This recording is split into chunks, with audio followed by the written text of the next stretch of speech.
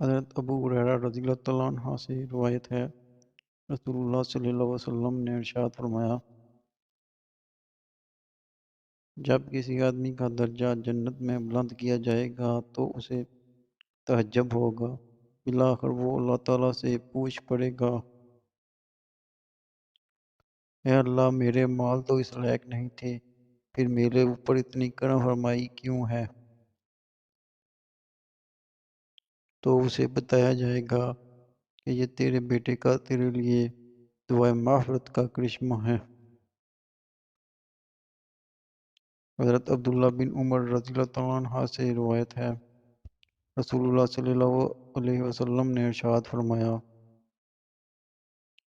انسان کے مرنے کے بعد اس کے نیک اعمال کا سلسلہ ختم ہو جاتا ہے، مگر 3 چیزوں کی وجہ سے عمل کا سلسلہ جاری رہتا ہے اور مرنے کے بعد بھی اس کو برابر ثواب ملتا رہتا ہے۔ وہ چیزیں یہ ہیں: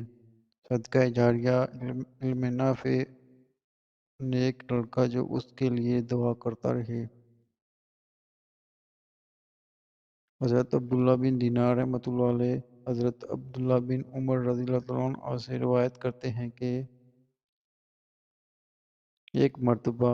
مکہ مکرمہ کے راستے میں عبداللہ بن عمر سے ایک دیہاتی کی ملاقات ہو گئی۔ عبداللہ بن عمر نے اس کو سلام کیا اور اپنی سواری پر بٹھایا اور اس کے اعزاز و اکرام میں اپنا مامہ اس کے سر رکھ دیا۔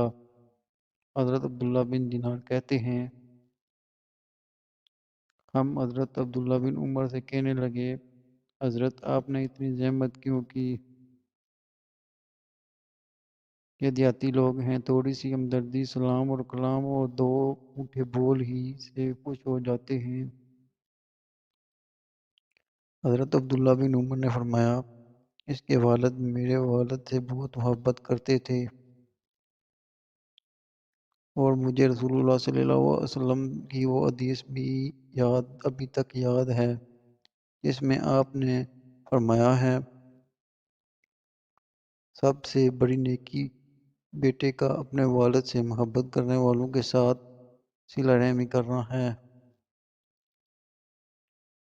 ابو بن سلمہ عبد الرحمن نے حضرت ابو ہریرہ رضی اللہ عنہ سے حدیث بیان کی، انہوں نے کہا، رسول اللہ صلی اللہ علیہ وسلم نے فرمایا، جب رات کا آدھا یا 2/3 حصہ گزر جاتا ہے تو اللہ تبارک و تعالیٰ آسمان دنیا پر نزول فرماتا ہے اور کہتا ہے، کیا کوئی مانگنے والا ہے کہ اسے دیا جائے؟ کیا کوئی دعا کرنے والا ہے کہ اس کی دعا قبول کی جائے؟ کیا کوئی بخشش کا طلبگار ہے کہ اسے بخشا جائے حتیٰ کہ صبح پھوٹ پڑتی ہے؟